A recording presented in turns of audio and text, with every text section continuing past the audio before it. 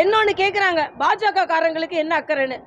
மோடி சொன்னாருங்க, இந்த பண மதிப்பிழப்பு நடவடிக்கைக்கு ஒரு தலைவர் இருந்தால் என்னை பாராட்டி இருப்பார்னா காமராஜர் இருந்தால் பாராட்டி இருப்பார்னு சொன்னார்.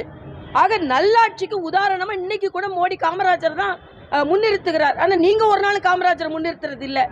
அதனால எல்லோரும் காமராஜர் எல்லோருக்கும் சொந்தம் தான். இன்னைக்கு காமராஜர் இன்னைக்கு எல்லாரும் படித்த குழந்தைகள் இந்த வீட்டில் எல்லாம் முன்னேறி இருக்கிறார்கள். எல்லாரும் காமராஜரோட பங்கு இருக்கு. கட்சிக்காரராக நாங்கள் காமராஜரை பார்க்கவில்லை, காங்கிரஸ்காரராகவும் பார்க்கல. இந்த காங்கிரஸ் தான் அவரை கொடுமைப்படுத்தினது. கடைசியில் அவருக்கு கொடுக்க வேண்டிய மரியாதையை கொடுக்கல. செல்வ பிறந்தைக்கு சொல்லட்டும் பார்க்கலாம். நாங்கள் கொடுக்குற மரியாதை கூட காங்கிரஸுக்கு காமராஜருக்கு செல்வ பிறந்தை கொடுக்கறது இல்லை. நேத்தோட முடிஞ்சிருச்சான். செல்வ பிறந்தைக்கு வேற சொல்றாரு. ஆக பேசிட்டு நேத்தோட முடிஞ்சிருச்சு, முந்தானியத்தோட முடிஞ்சிருச்சுன்னா போதுமா?